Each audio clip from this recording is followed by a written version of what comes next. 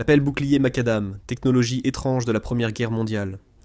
La pelle bouclier macadam, ou pelle Hughes, était une solution 2 en 1, conçue pour les tranchées de la Première Guerre mondiale, par un Canadien nommé Sam Hughes, qui était le ministre du département de la milice et de la défense en 1913. L'appareil ressemblerait à une pelle d'infanterie standard avec un trou pour servir également de bouclier à un tireur d'élite. La pelle serait nommée d'après Enna Macadam, la secrétaire personnelle de Hughes, qui a suggéré l'idée en 1913 lorsqu'elle a vu des troupes suisses creuser des tranchées, et a proposé qu'elles pourraient combiner leurs outils de tranchée avec des boucliers par balles. Pour l'utiliser comme un bouclier, le soldat se coucherait à plat ventre, avec le fusil placé à travers le trou, avec le manche de la pelle tourné à 90 degrés pour exposer la pointe qui s'enfonçait dans le sol. En 1914, 25 000 pelles boucliers ont été produites pour l'armée canadienne. Hughes les a proclamées comme un miracle canadien. Mais après les tests sur le terrain, il était clair que l'équipement coûteux avait de nombreux défauts. Il était lourd à cause de l'acier épais nécessaire pour dévier une balle, et difficile à transporter car il n'avait pas de poignée de transport.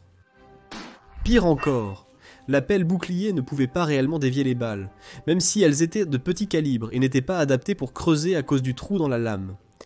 Des hauts responsables militaires canadiens et britanniques, dont Arthur Currie, ont refusé d'accepter la pelle bouclier. Selon le Saturday Night Magazine, la pelle bouclier macadam n'était bonne que pour une chose: ouvrir des boîtes de conserve.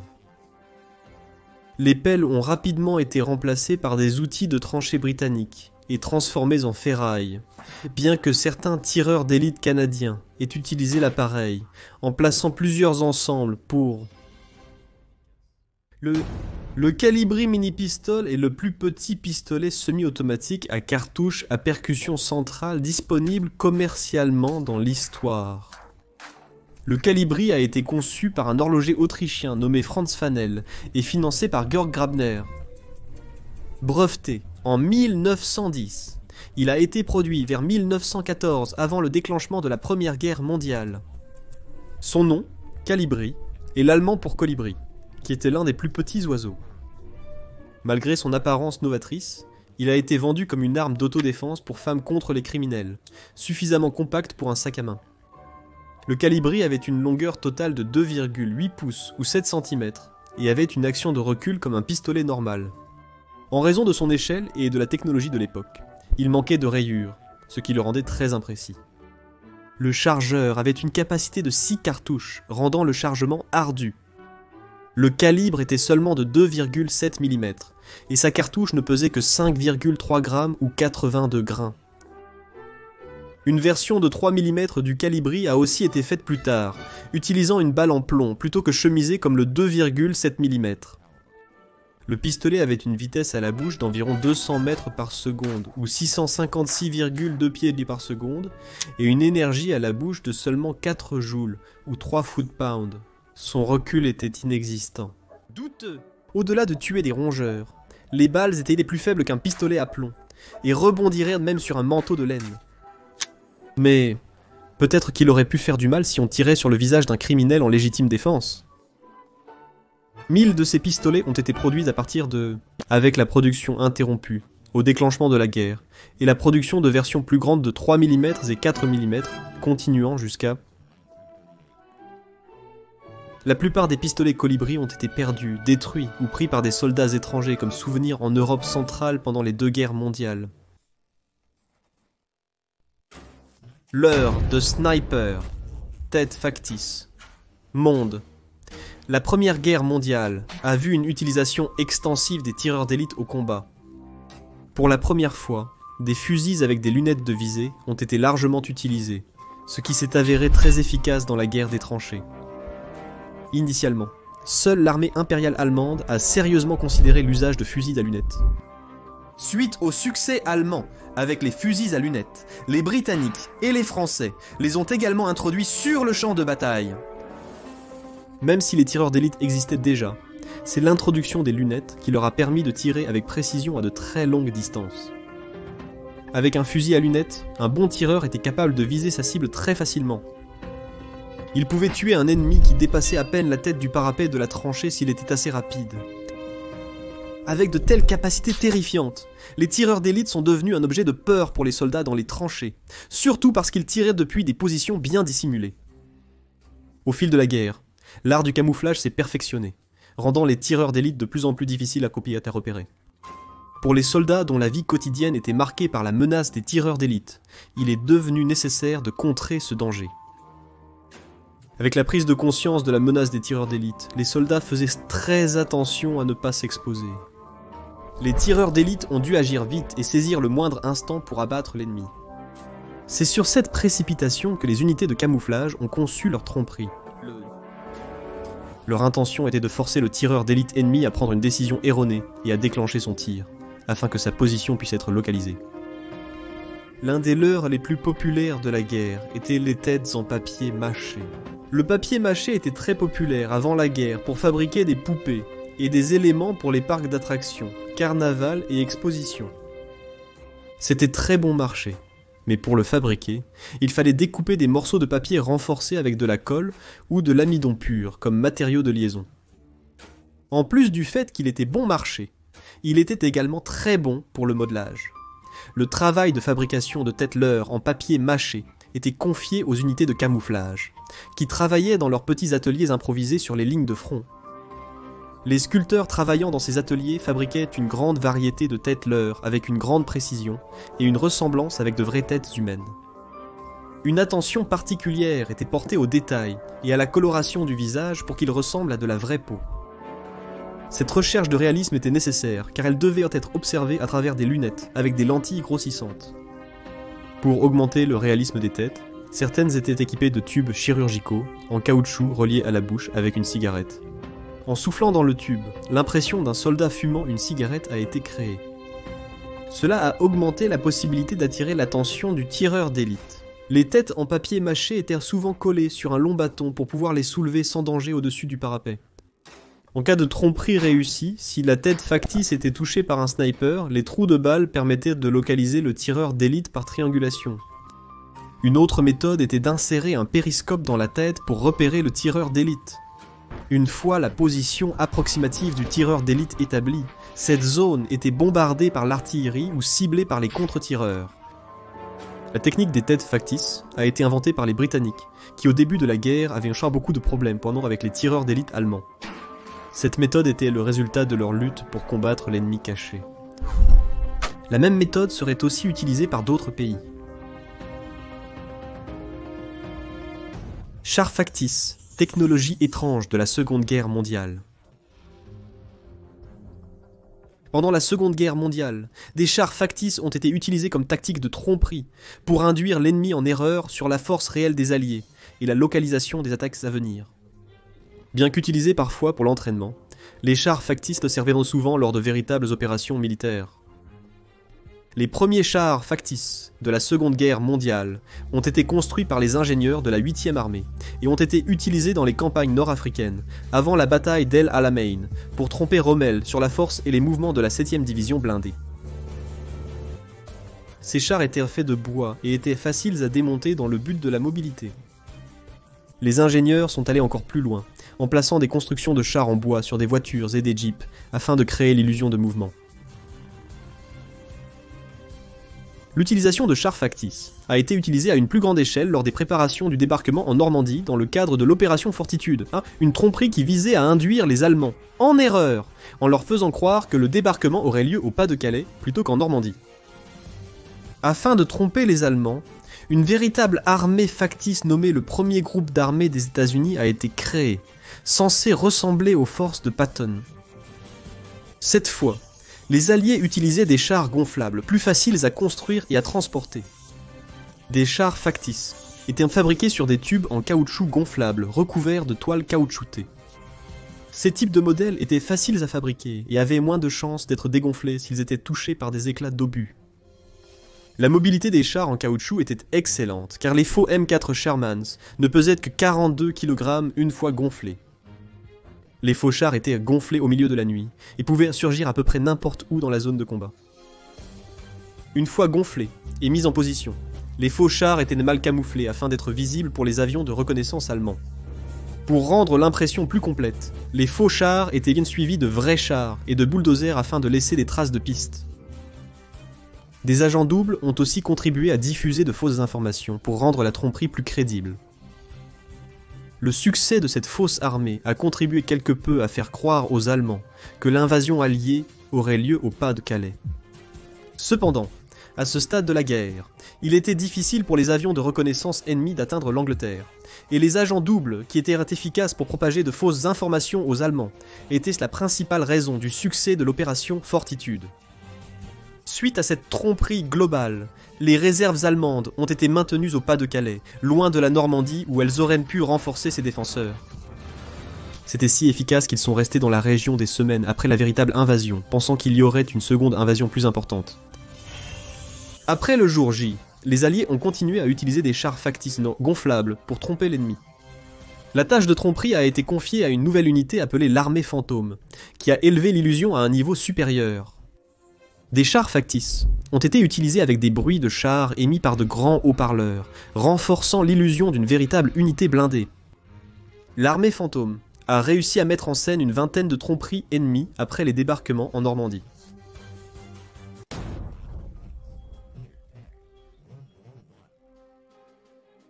Lors de la Première Guerre mondiale, les ingénieurs ont développé de nouvelles techniques de camouflage avec créativité. Une telle forme de camouflage était des faux arbres qui étaient utilisés comme poste d'observation ou comme nid de tireurs d'élite. Le premier faux arbre a été inventé par le peintre français Lucien Victor Guérin d'Escabola et ses artistes camoufleurs employés à la section de camouflage de l'armée française. Ils ont construit un poste de guet en fer camouflé avec de l'écorce et des matériaux naturels. Ils déploieraient leur premier arbre artificiel lors de la seconde bataille d'Artois en mai et en juin 1915. Ces faux arbres servaient à repérer les positions allemandes pour ajuster le tir de l'artillerie. Cependant, la préparation de tels arbres sur la ligne de front était un travail très dangereux, et 15 camoufleurs ont été tués lors de leur installation.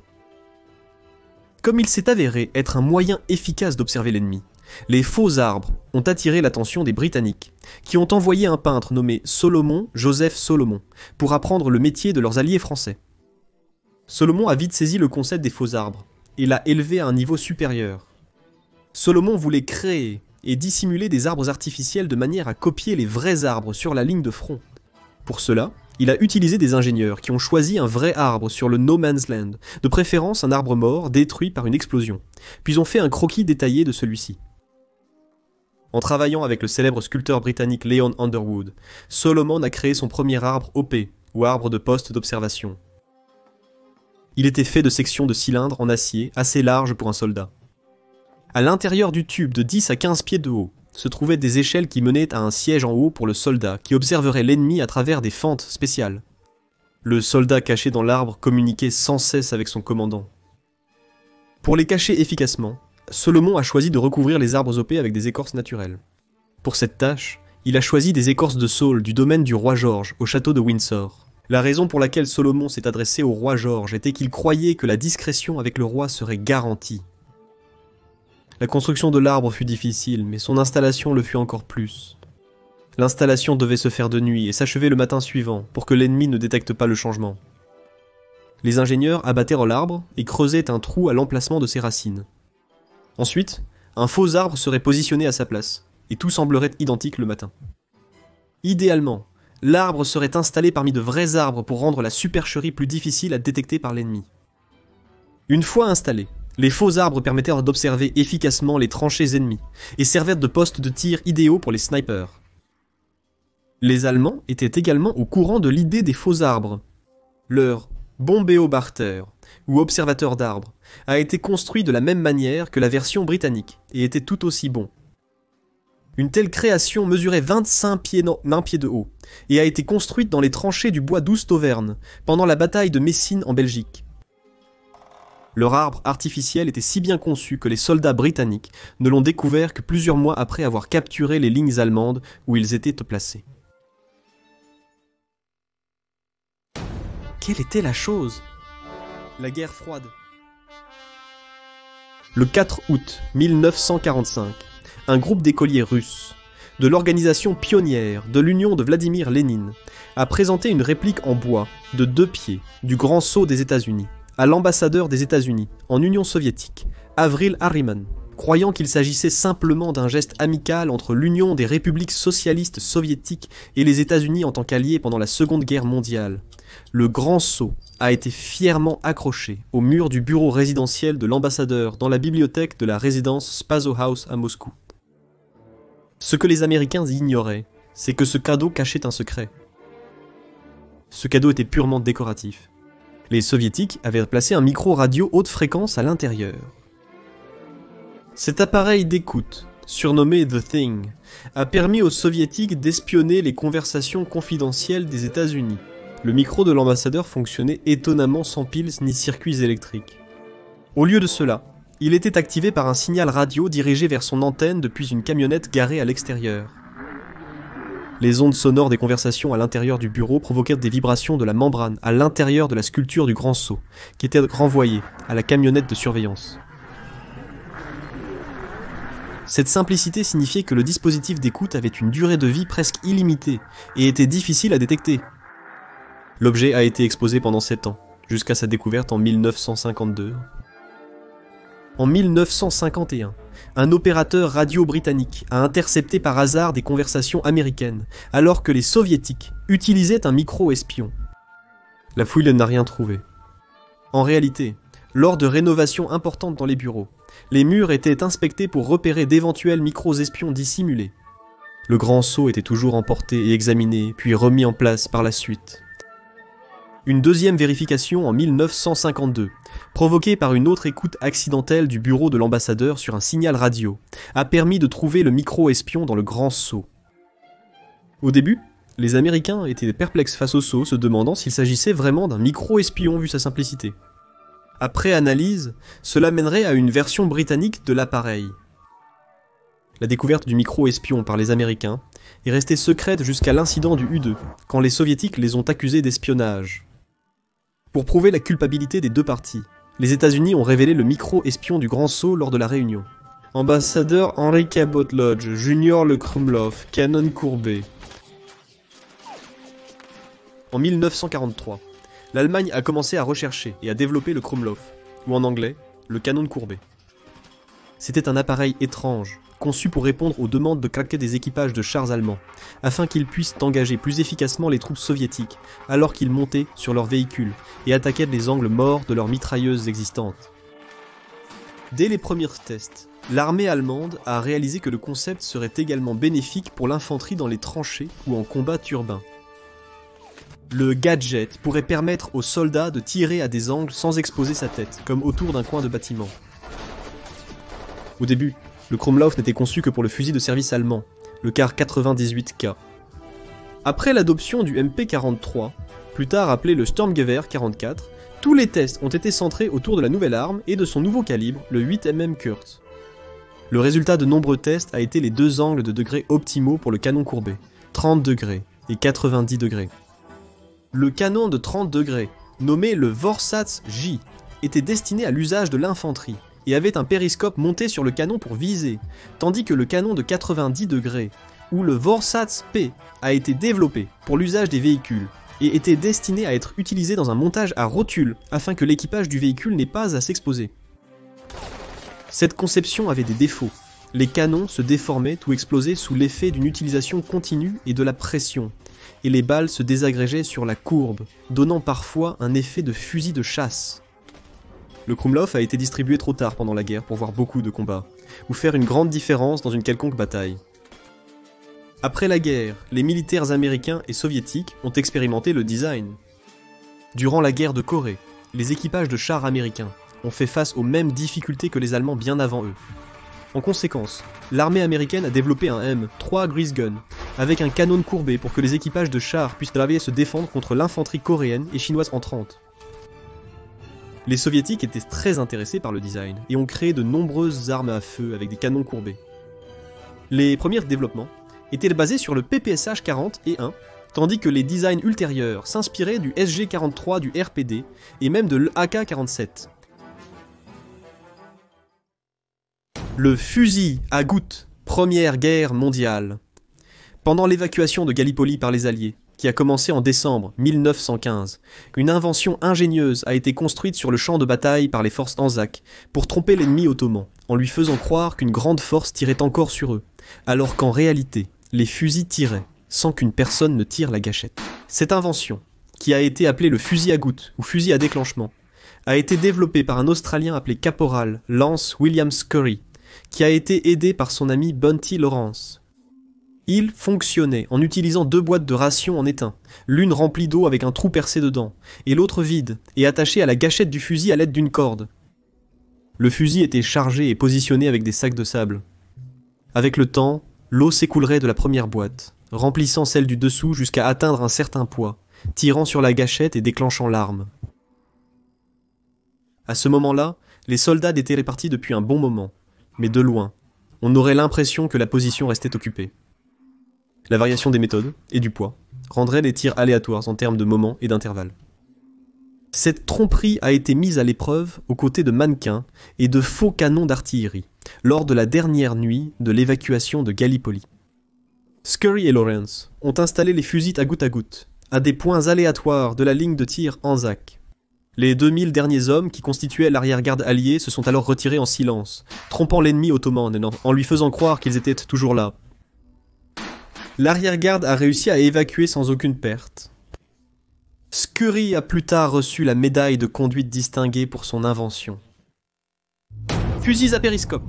Technologie étrange de la Première Guerre mondiale. Pour les soldats coincés dans l'impasse de la Première Guerre mondiale, combattre depuis les tranchées était ardu. Tirer depuis les tranchées obligeait un soldat à se lever au-dessus du parapet, exposant sa tête pour viser l'ennemi, devenant une cible parfaite pour les tireurs d'élite ennemis. Par conséquent, les soldats devaient en trouver un moyen de tirer sur l'ennemi sans risquer d'être exposés et abattus. L'invention du fusil périscope leur permettrait d'éviter ce risque. Bien qu'il soit apparu en premier sur le front occidental, l'invention du fusil périscope ne peut pas être attribuée à un seul individu. La nécessité de rester caché tout en tirant a conduit à des occurrences presque simultanées de fusils périscopes sur les champs de bataille à travers l'Europe. Certains ont été fabriqués en ateliers spécialisés, d'autres improvisés par des soldats au combat.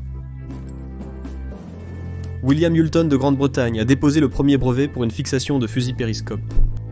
Il a déposé le brevet au début de la guerre, en 1914.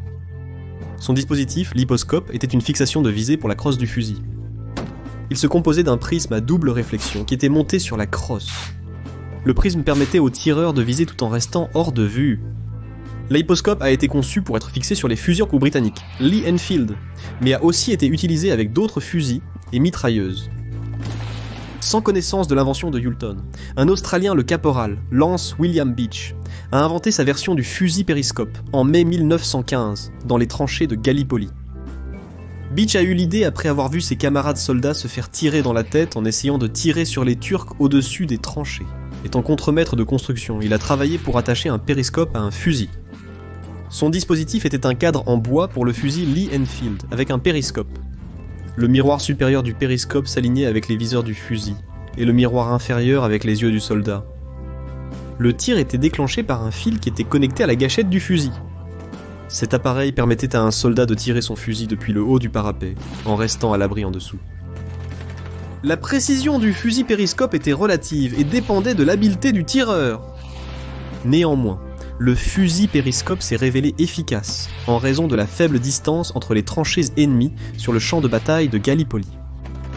L'inconvénient de l'appareil était que le verrou était hors de portée du tireur, qui devait reprendre le fusil pour le recharger après chaque tir.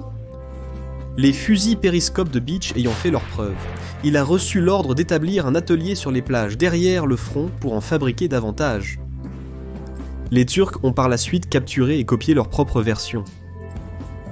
Un autre fusil périscope britannique a été construit par Chandler. Le dispositif qu'il a fabriqué en septembre 1915 était plus complexe mais plus efficace que les précédents grâce à des leviers actionnant le verrou. Ce fusil permettait au tireur de tirer les 10 balles du fusil sans avoir à le baisser à chaque fois. Les fusils périscopes étaient aussi employés par l'armée allemande. Les Allemands ont également produit en usine des pièces jointes de périscopes, en plus de leurs nombreuses improvisations sur le terrain. Leurs pièces jointes de fusils périscopes le Spiegelkolben, était simple mais très efficace dans sa conception. Son cadre entier contenait le périscope et était fait d'acier avec une crosse propre, ce qui a abouti à une meilleure précision. Pour tirer, le soldat utilisait la gâchette auxiliaire, reliée à celle du fusil par une chaîne. Certaines versions avaient un mécanisme pour actionner le verrou, sans abaisser le fusil après chaque tir. Une autre amélioration permettait aux soldats d'ajuster la hauteur du périscope. Le fusil périscope allemand avait également un chargeur prolongé de 25 cartouches et des viseurs lumineux pour tirer la nuit. Les fusils périscope les plus avancés ont été fabriqués aux États-Unis. JL a créé un tel appareil, Cameron et Lawrence E. Yagi de Cleveland, Ohio. Leur dispositif était un cadre en acier pour le fusil Springfield modèle 1903 avec périscope grossissant, extension de gâchette et levier d'action de culasse. Il y avait aussi un chargeur de 25 cartouches. Un autre design américain a été créé par Giberson de Californie. Le modèle de Giberson ressemblait à première vue à un fusil Springfield M1903 standard. Toutefois, en appuyant sur un bouton, une crosse pliante articulée s'ouvrait avec un périscope intégré, transformant le fusil ordinaire en fusil périscope. Ce design, bien que très avancé et mobile, semble avoir été fabriqué trop tard pour voir l'action au combat. Les fantassins utilisaient principalement les fusils des périscopes, tandis que les tireurs d'élite préféraient les fusils de sniper standard, dans des nids cachés. Bien que les fusils périscopes offraient un tir sûr depuis une couverture, ils étaient assez imprécis. Comme l'arme était utilisée depuis le bas tout en étant posée sur des sacs de sable au lieu d'être fermement tenue dans les mains d'un soldat, les fusils périscopes étaient très instables et le recul était beaucoup plus grand. Pour un sniper, ce dispositif ne pouvait égaler la stabilité du fusil fermement maintenu sur l'épaule. De plus, viser à travers le périscope n'était pas une tâche facile, surtout si les miroirs devenaient en salis, ce qui était souvent le cas dans les tranchées boueuses. De plus, si un miroir du périscope était détruit par un tireur d'élite ennemi, il fallait trouver un miroir de remplacement, même un miroir de rasage. Avec un fusil à périscope, même un bon tireur avait le problème de toucher la cible à des distances supérieures à 100 yards.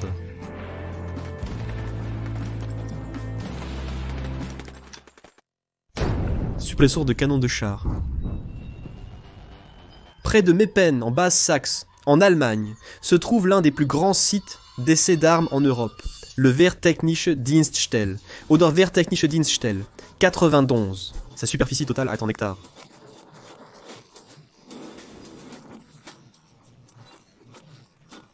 Il mesure 19 miles de long et 3 à 4 miles de large. Doté d'équipements de mesure high-tech, le Wehrtechnische Dienststelle 91 est le principal site d'essai de la Bundeswehr allemande, où des tests poussés de chars et d'obusiers automoteurs sont réalisés. Le site d'essai peut être la fierté de l'armée allemande, mais parfois il a été un fardeau pour les citoyens de Meppen, à proximité. Le canon de 120 mm du char Léopard.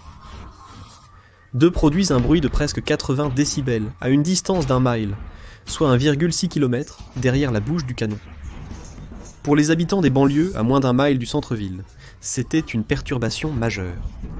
Un bruit de 80 décibels équivaut au son d'un trafic dense ou d'un train de marchandises qui passe. Une exposition prolongée à ce niveau de bruit augmente les risques de perte auditive permanente. Le personnel du site d'essai a subi un stress considérable dû aux détonations de l'arme. À des distances de 800 pieds ou 250 mètres, l'arme produisait un bruit de 115 décibels, ce qui est au-dessus du seuil de douleur humain moyen. Afin de répondre aux exigences des citoyens, pour une vie paisible et tranquille, et d'améliorer les conditions de travail des employés de Wehrtechnische Dienststelle 91, l'Institut allemand pour la protection contre le bruit, en coopération avec le célèbre fabricant d'armes Rheinmetall et Mann, a conçu une solution intéressante, un silencieux pour armes. Le silencieux a été initialement conçu pour le canon de 120 mm du char Léopard 2. Il était conçu pour être utilisé sur des champs de tir avec des positions statiques. Après avoir mené une étude approfondie, les experts de l'Institut ont trouvé une solution en construisant un grand tambour de silencieux équipé de barrières en forme de V pour capturer les gaz propulseurs une fois le projectile tiré.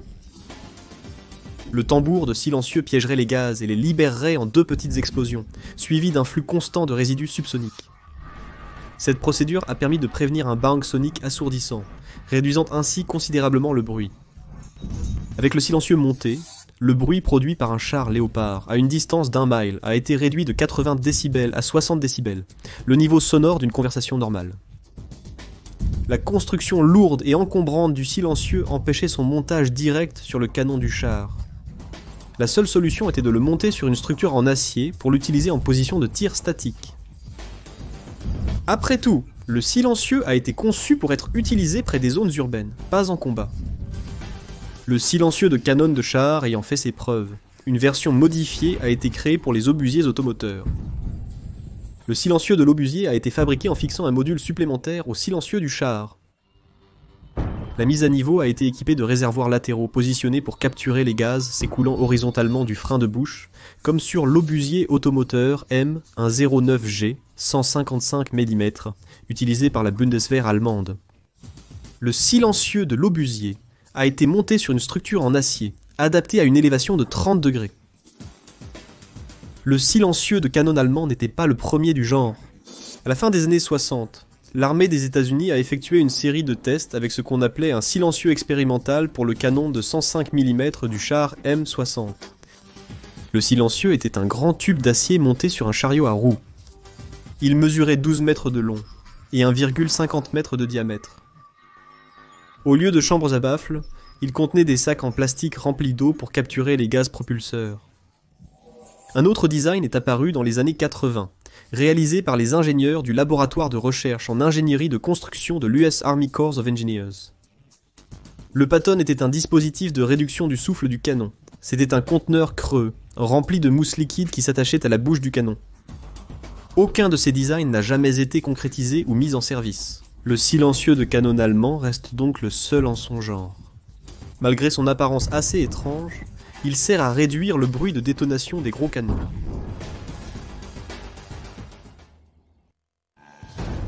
La Vespa Bazooka. La Vespa 150 troupes aéroportées.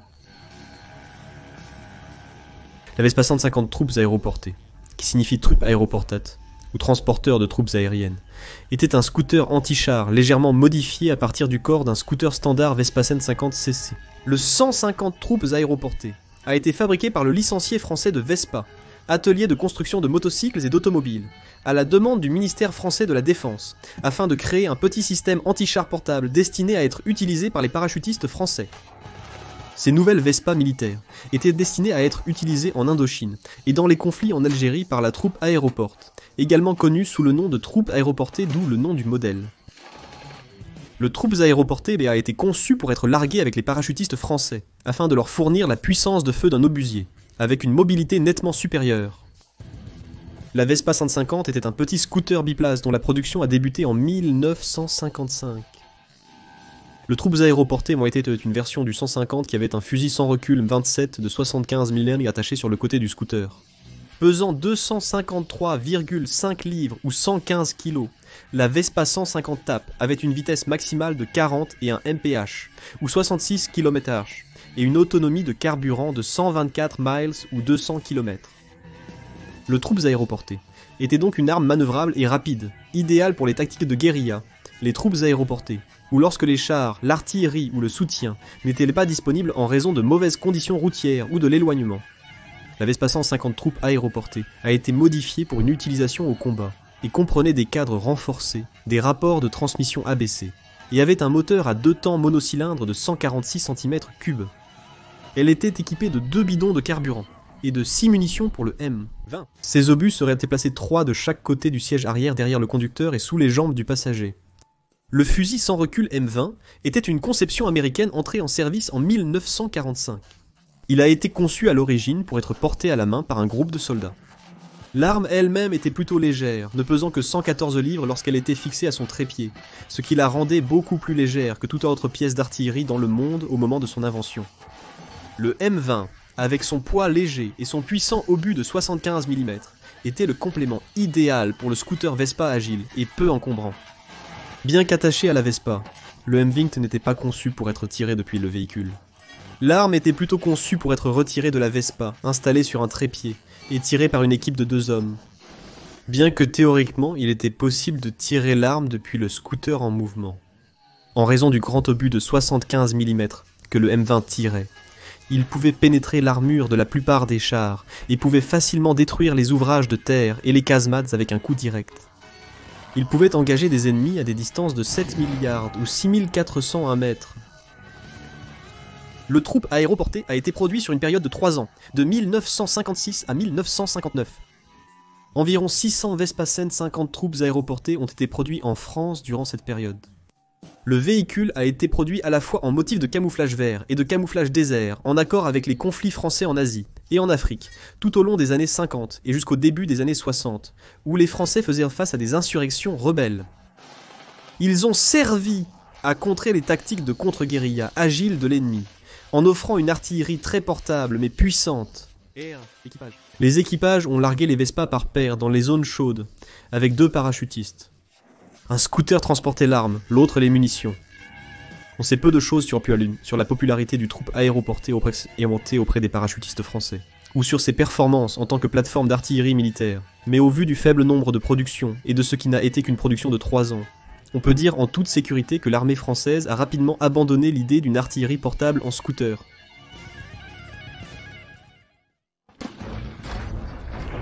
La Première Guerre mondiale a été la guerre des innovations et des nouveaux types d'armes et d'équipements. Beaucoup d'efforts ont été faits pour protéger les soldats à la fois dans les tranchées et dans le no man's land. Une façon de le faire était avec l'aide de boucliers d'infanterie. Les boucliers de tireurs d'élite étaient de petits boucliers métalliques servant à protéger les tireurs d'élite des tirs ennemis. Ces derniers étaient efficaces comme protection s'ils étaient bien dissimulés, mais trop lourds pour être utilisés lors de l'avancement. Pour cette raison, des boucliers mobiles ont été introduits pour être portés par les soldats au combat. Ces boucliers étaient initialement assez petits, et n'offraient donc qu'une protection minimale aux soldats. Ils ne protégeaient vraiment que le torse du soldat, laissant ses membres exposés à un risque de blessure. Il y avait une tendance à fabriquer des boucliers grands, forts et lourds, qui pouvaient protéger tout le corps d'un soldat. Ils devaient aussi pouvoir être déplacés sur le champ de bataille. La seule solution était de leur mettre des roues. Ils allaient être connus comme les boucliers mobiles. Leur but était de fournir une couverture à un ou plusieurs soldats qui avançaient à travers le champ, ou le no man's land. L'idée de bouclier sur roue est en fait née quelques décennies plus tôt pendant la guerre de Cuba lorsque les États-Unis, les troupes ont utilisé les premiers boucliers mobiles. L'idée a été adoptée par les armées britanniques et françaises, et utilisée lors de la Première Guerre mondiale. Même si tous les modèles comprenaient des plaques d'acier lourdes capables de résister aux tirs d'armes légères, leur usage était en fait discutable. Le premier bouclier mobile a été créé par les Français. C'était un design assez simple qui consistait en un lourd bouclier de canon en acier monté sur 2 grandes roues en bois creuses. Les roues étaient remplies de sable pour leur donner du poids et les rendre stables lors des déplacements. La plaque avant avait une fente avec un volet mobile. En regardant à travers la fente, un soldat pouvait voir la direction dans laquelle il rampait, mais il pouvait aussi viser et tirer avec son fusil. Les Français ont introduit le bouclier en 1917, et à la fin de la guerre, ils en avaient fabriqué un grand nombre. Il servait surtout à couper les fils barbelés. Caché derrière le bouclier, le soldat était protégé des tirs ennemis tout en rampant vers son objectif. Le char britannique monoplace était un peu plus complexe. Ce bouclier mobile était entièrement fait de métal, y compris les roues. La coque était en acier nickel chrome et couvrait presque tout le corps du soldat jusqu'à ses cuisses. L'intérieur de la coque était muni de poignées permettant au soldat de tenir et manipuler le bouclier. Le soldat devait ramper sur ses genoux pour se déplacer, position très inconfortable. Sur le côté inférieur, 2 jupes articulées offraient une protection latérale lors des déplacements en terrain irrégulier. Contrairement au design français, le char monoplace avait 2 fentes horizontales et 2 fentes verticales de chaque côté de la plaque, qui servaient de hublot. Sur le côté gauche, une fente supplémentaire permettait de viser et tirer avec un fusil. La porte avait un volet pour la fermer quand inutilisée. La plaque avant avait une forme angulaire afin de dévier les tirs d'armes légères. La version française avait un grand crochet sur la plaque avant pour un remorquage en position si besoin. Les Britanniques ont conçu 2 autres boucliers mobiles pendant la guerre. Les 2 étaient de construction beaucoup plus grande et plus lourde que le char d'un homme. Le premier était une version à plus grande échelle du design français, et était assez grand pour fournir une couverture pour 5 soldats. Il avait 5 embrasures sur la plaque avant, 3 sur la partie supérieure, et 2 sur la partie inférieure de la plaque. Il était très encombrant et difficile à déplacer, et il n'a jamais dépassé la phase d'essai de son développement. Le deuxième grand bouclier mobile était vraiment énorme. Il était appelé le Pledrive. C'était une plateforme pour une mitrailleuse avec une grande plaque frontale épaisse et 2 plaques latérales articulées.